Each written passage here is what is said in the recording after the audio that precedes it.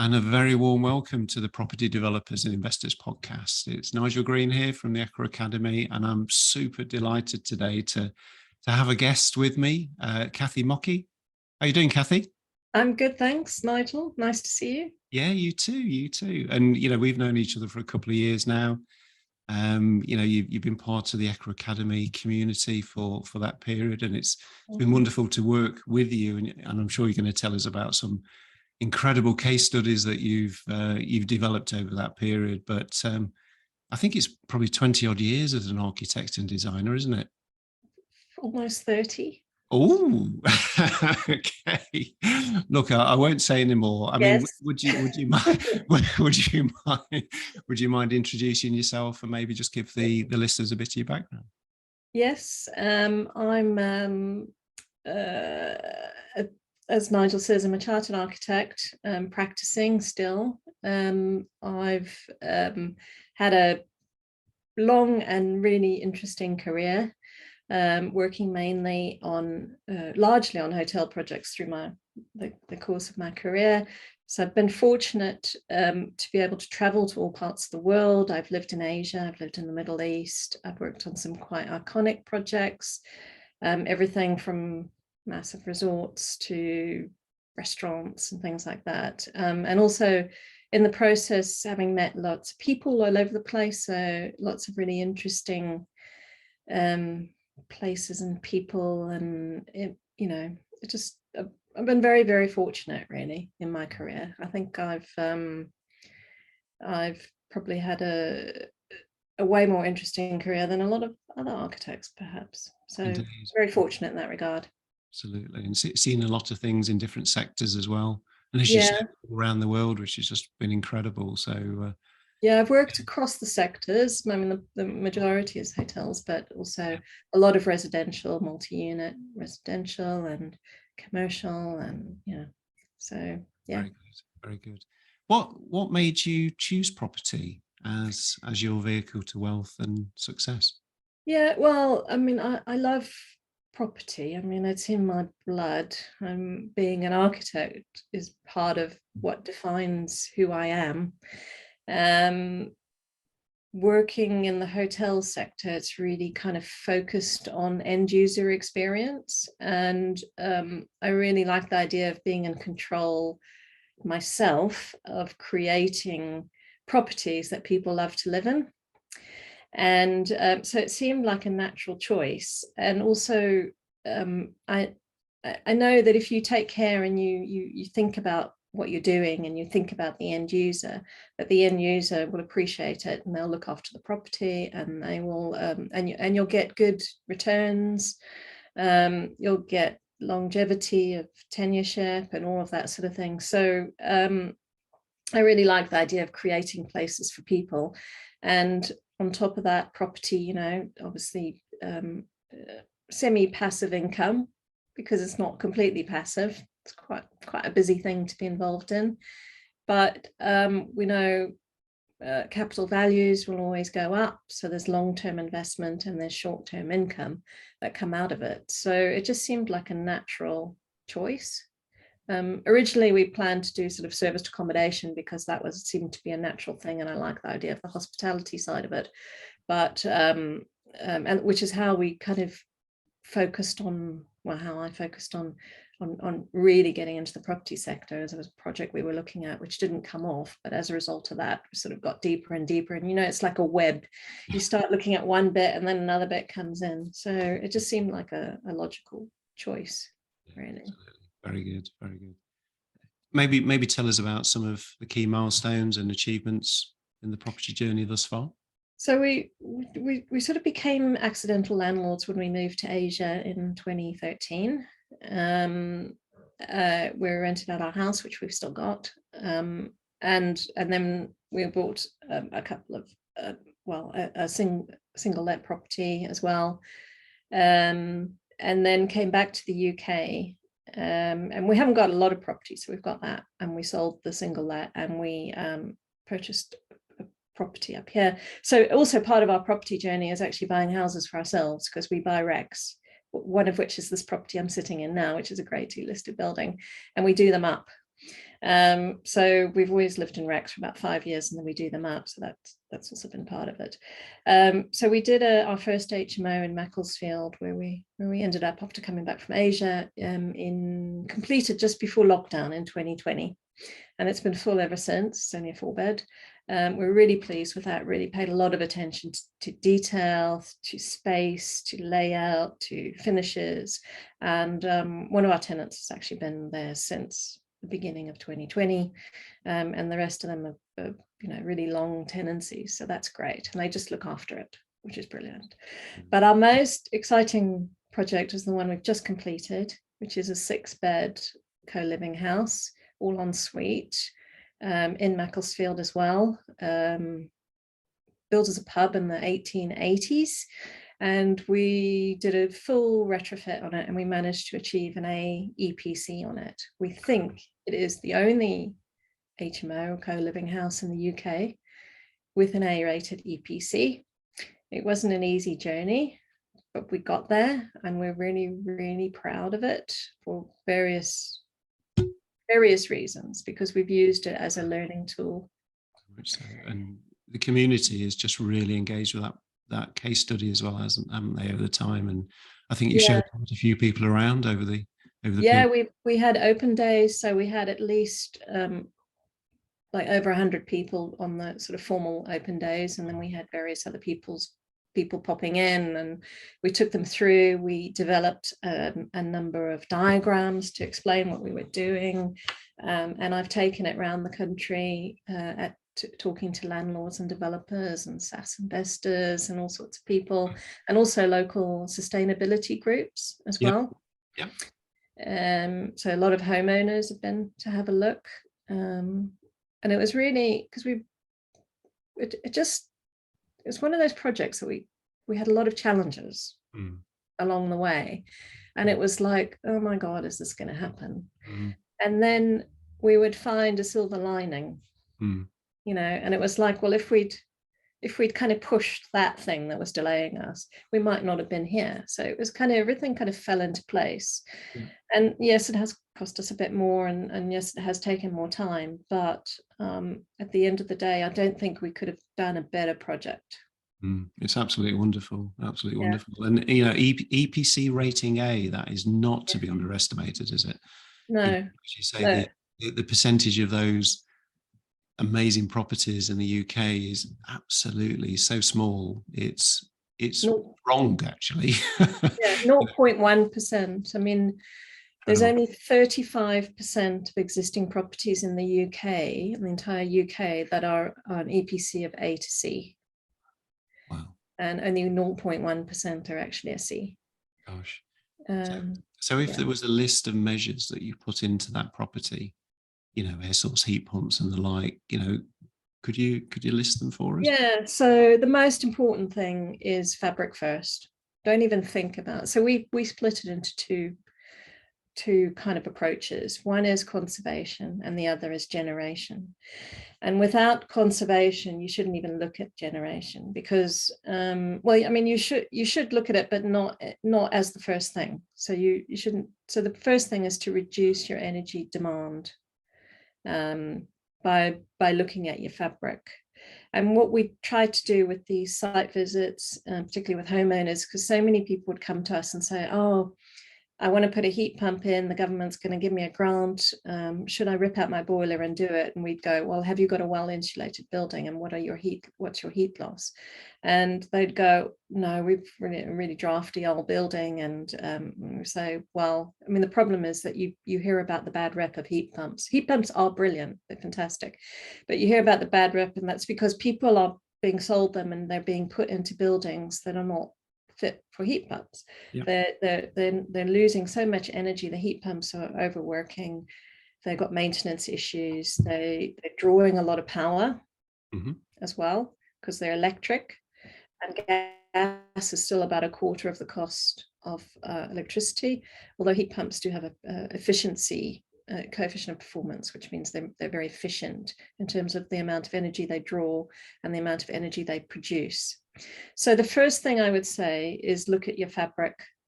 So we fully insulated our building and we made it airtight. You cannot insulate and have great air tightness in a building without having ventilation. So what we did, and this to me is our magic wand, is we put in ventilation with heat recovery. So that means that all the energy within the building, and this isn't the air because the stale air gets expelled, but the energy within the building is retained within the building, because the warm air is extracted through the bathrooms, and we've got 6 bathrooms, so it's loads. It then goes through a heat exchanger, which draws out that heat, expels the stale air, brings fresh air in. The fresh air is all filtered and, you know, cleaned and everything as it comes in. It gets added, the recovered heat gets added to that fresh air, and it goes back into the building. And in fact, since this recent cold spell, we've not turned on our heating at all. So the building is just running at a standard average internal temperature of 20 degrees, just with heat recovery, which is incredible. So if you think about it, so the people are powering the building, you know, well, powering the heating of the building. The heat pump is mainly doing the hot water at the moment. And because it's got a coefficient of performance of between 3.5 and 4, it means that for every 1 kilowatt that we draw off the grid, we're producing 3.5 to 4 kilowatts of energy for that. So I cannot stress this enough. The most important thing is to look at your fabric. And if you can't, I mean, we went back to brick, so we're able to do a lot. But if you can't do a lot and you've got restrictions with floor plates and stuff like that, then roofs and floors, windows, doors, and draft proofing. I mean, we did a scenario where we compared, if you took our building and you did a standard retrofit on it to building regs, we worked out that our annual energy usage would be 153 kilowatt hours per meter squared per annum. Now, don't worry about that figure, but if we just took that same amount of insulation and we improved the air tightness, we reduced our heating demand by 37%. And this is on a very detailed calculator. If you then improve the insulation and all of that, you're down to, you know, half improving, looking at, so we looked at things like where internal walls meet external walls, where floors meet walls, and try and create breaks, thermal breaks through that. But then with our MVHR unit, mechanical ventilation with heat recovery, we were able to reduce our heating demand by over 80%. So if you think then you've reduced your heating demand by that, and if we were still using a gas boiler or an electric boiler, we're only using 20% of what we would do if we'd done it to building regs. So, but then we plug in our heat pump and our solar panels and generate 20% of the energy that we would normally need to use, which means that they're being incredibly efficient. So, I mean, it's just simple common sense, really. Reduce your demand, and then look at how you meet that demand with renewables or not, because the whole thing that we tried to reiterate is that the least you can do is make your home future-proof. So if you can't afford to put a heat pump in now, you know, keep your boiler, or put in a hydrogen ready boiler, or you know, or make it so that you can put a heat pump in later. So that's what we tried to show people. Yeah, very, very good. And I think you've got your solar panels on the roof, but I think you just waiting for batteries to come in, aren't you? Yeah, the solar, unfortunately, the batteries are they've been on order for 9 months. Oh, gosh. I'm hoping to get them next week. The other thing with the solar panels is we've got a power diverter. I don't know if you've got one of those, but it's a little thing, doesn't cost very much. And it means that in the summer, when you've got a lot of energy coming in, you instead of sending it back to the grid because you don't need it as much, you can tell it where to go. So basically it can heat hot water, which is probably the next most demanding, you know, thing. We've got we've got another little sneaky little thing in there, which was really interesting. I didn't even know we had it until afterwards, but we teamed up with the builder, who's actually a renewables expert, designer. He teaches people how to install it. So we were able to do all of this at where I was able to buy things at cost and pay standard labor rates and things like that. So he used it to experiment on a few things. Okay. And we've got this smart little thing, which is basically like a hot water ring main, which is on a timer, which is on a valve, which is on a timer, which I can set on my phone. So what I do is I set it so that there's hot water circulated on each floor in the morning and in the evening, so that when people turn on their showers, they've got immediate hot water. So you reduce your water usage, because I don't have to wait, because it's quite a big building. It's 210 square meters and we've got 6 bedrooms. So it reduces that and actually reduces energy usage. So it's like little things which are quite smart. You're right though, aren't you? I mean, just you turn on the shower normally and it starts cold and then eventually it builds up to that temperature and then in you go. But that's wasted water, isn't it? Which is just amazing. That's just incredible, really is. And in terms of the you were talking about, if you can't quite afford it now, kind of future proof your properties. And I was talking to somebody only the other day that couldn't quite go the whole hog for having the full solar and battery solution, and they took a bit of advice which was certainly stuck with me, and they've just put the batteries in. And you go, well, why have they just put the batteries in? I mean, they put all the infrastructure in ready for the solars and what have you, but they've just put the batteries in because they're on a dual tariff. So they get much cheaper electricity during the night, and obviously very expensive electricity in the day. So what they do, they charge up the batteries overnight and then they discharge it back into the property in the day. So just little things like that, and that's kind of getting ready. So it's not quite there, but it's getting ready, as you say, for future proofing for the and you can use your electric car as a battery storage as well. Incredible. Which is amazing. I mean, I mean, the technologies are coming along. So even like with the ventilation, like I say, that to me is our magic wand. You can now get room specific heat recovery vents. So it's like a vent that sits in your wall, but it extracts the air, covers the heat, and then it switches to supply. And it adds the heat back in. So you're getting your ventilation in your building, but you're not losing your heat.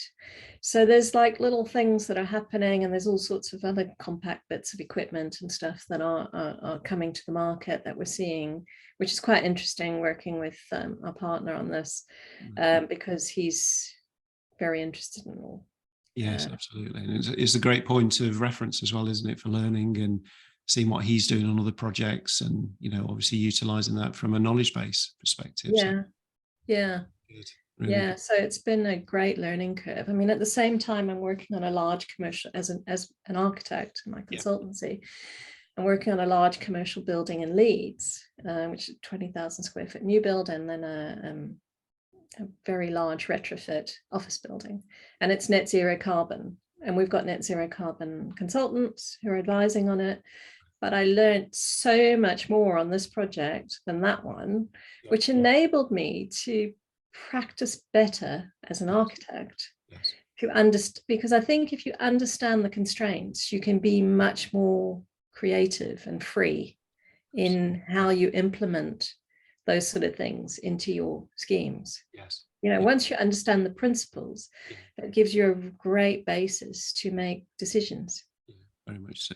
It's kind of morphing the two elements together, the architecture and the energy performance, and just thinking kind of holistically with those two elements in mind, really, to push design to a level that is constructible.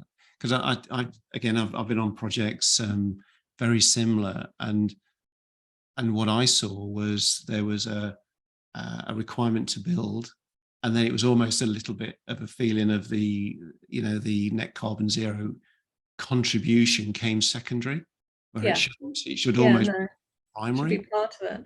Yeah, absolutely. And the thing Yeah. morphed together in terms of the architecture. So But, I mean, what we said to people who came, and I always say to them in the talks, is that what I hope we can do by telling you what we did is help you to think about making the right decisions early on. yeah, yeah, Because a lot of the detailing and the build side of it is just attention to detail. There might be some additional cost associated with materials and stuff, but it's attention to detail.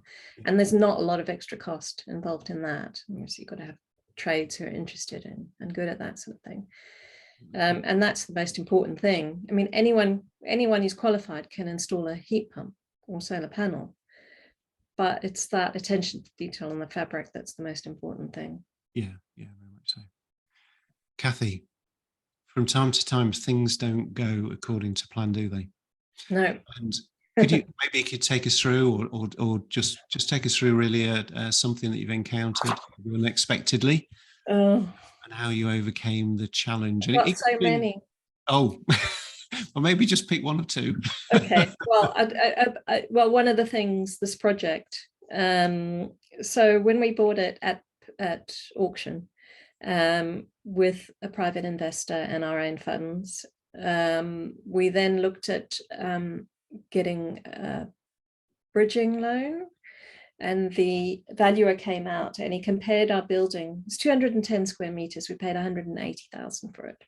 Compared our building to sort of mid-terrace properties, and we've got a double-fronted building, front door, rooms on either side, plus an extension out one side, 210 square meters over 2 floors. So, and we got a valuation of something like 75,000. So that scuppered the whole thing, because we were hoping to pay off the purchase and then use our funds again to develop it.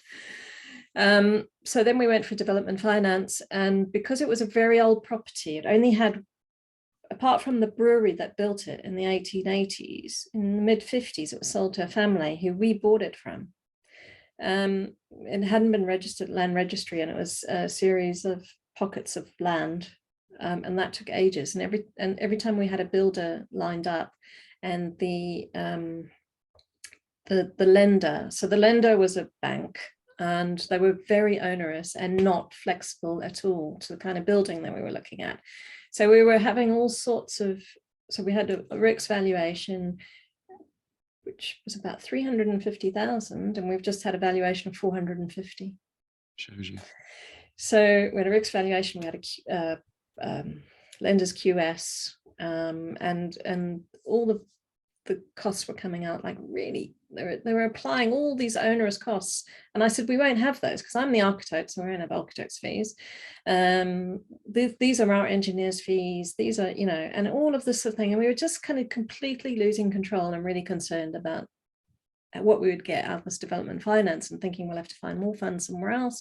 And in the meantime, this was taking so long, our original investors' personal position had changed, so we wanted to pay her off. Anyway, this is where I talk about silver lining. So although we paid lots of fees to have all of this done, in this time I met our partner, our renewables partner, and we started talking, because I'd always wanted MVHR, wanted someone to install it. And then we got talking, and every time everything would be ready for the funding, and the builder we had lined up would sort of say, oh, I can't do it anymore, I've taken on other jobs. So we were kind of without a builder, potentially without funding.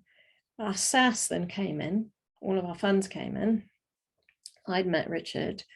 Other people got interested in our project. We developed a full low energy retrofit for the project. So it kind of all came together. I remember this light bulb moment in the middle of the night when I woke up thinking, what the hell are we doing?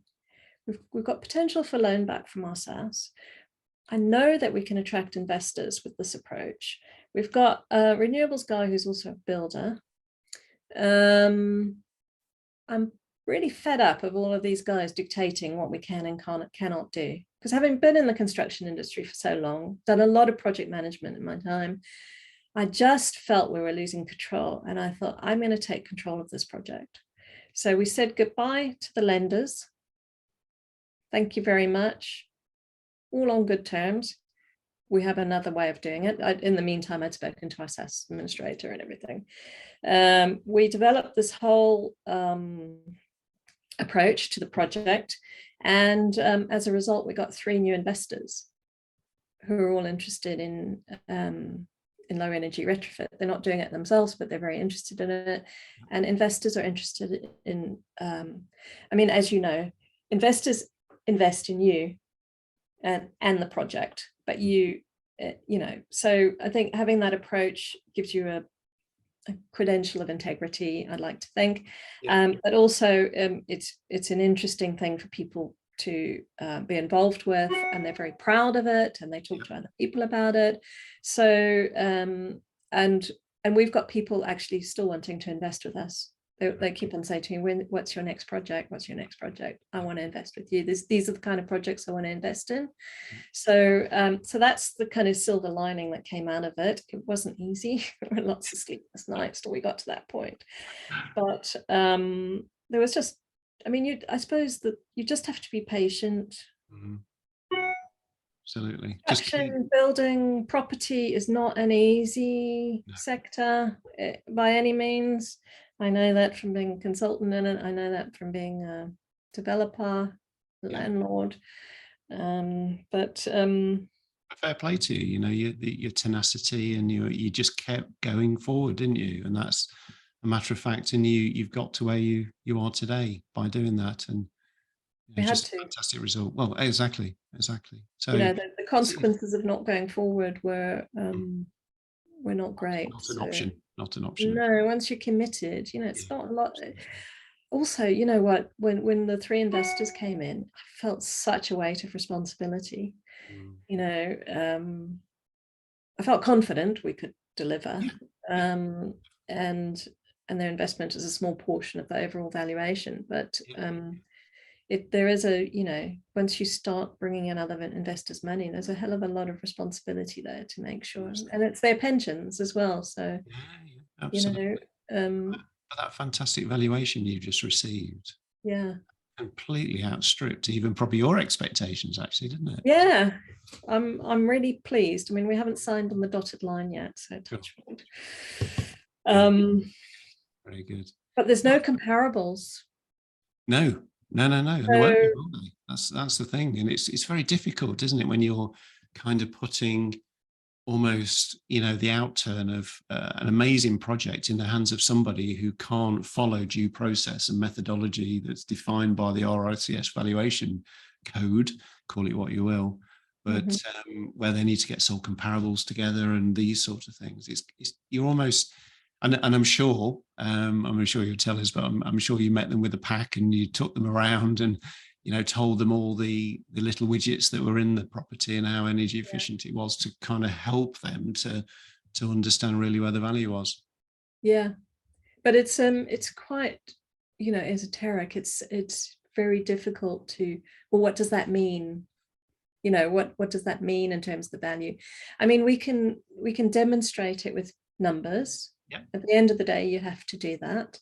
So we can demonstrate, we've calculated on our very detailed calculator, which is actually a passive house calculator, what we estimate our bills to be, and it's calculated at between £850 and £1,200 a year, compared to like £600 a month.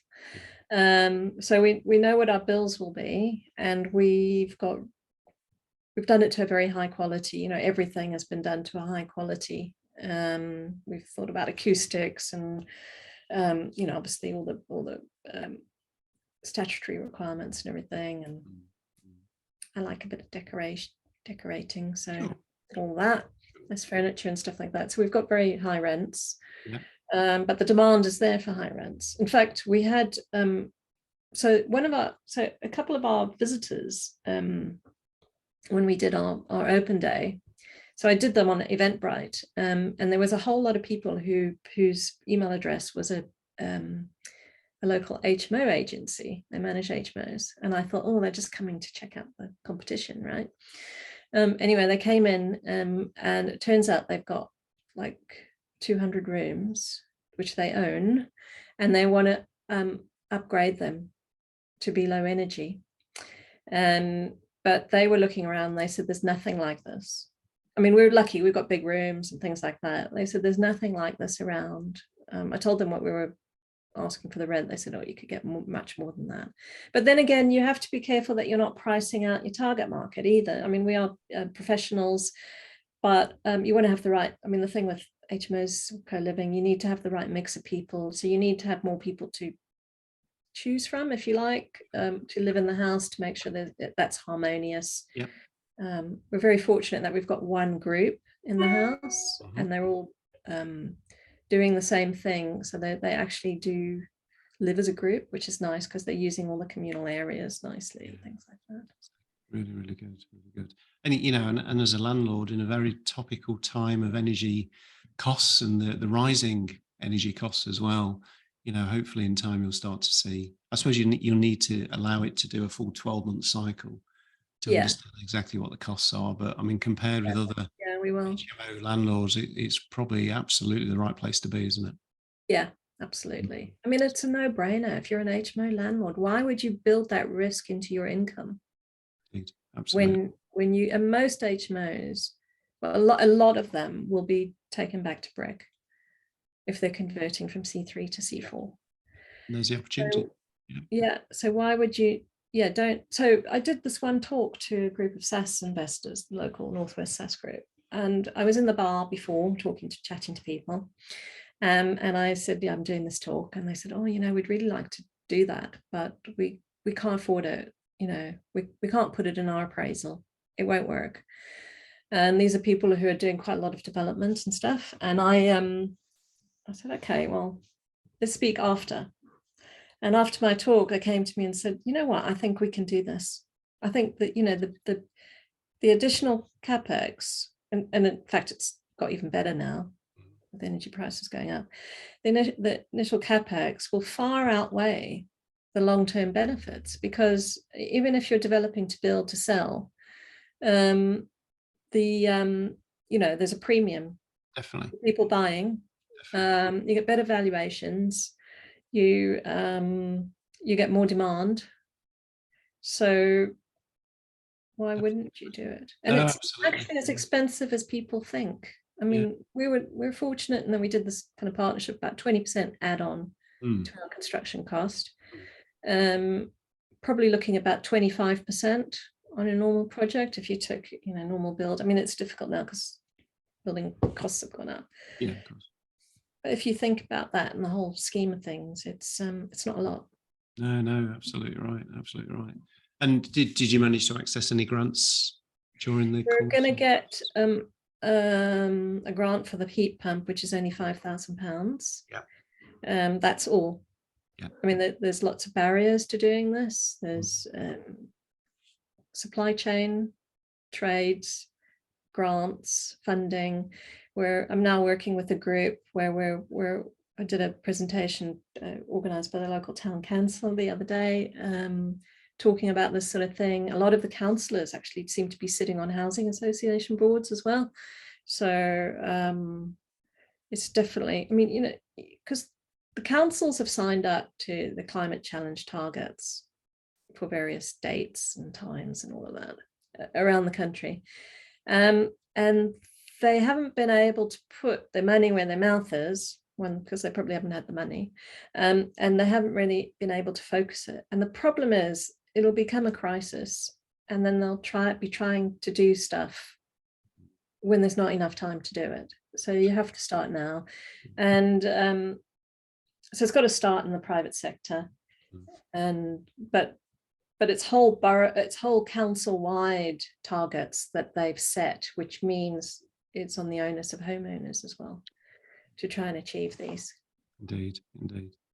So what lessons have you learned along the way? Biggest lesson of all is follow your gut. Trust your gut. Yeah. You know, don't take advice off social media. Take advice of people who know what they're talking about. I see so much misinformation. It's, you know, it's worrying, but there is information out there. make sure, yeah, I suppose that's the main thing, you know, just trust your gut and be strong. You know, it's not easy. It's not easy at all.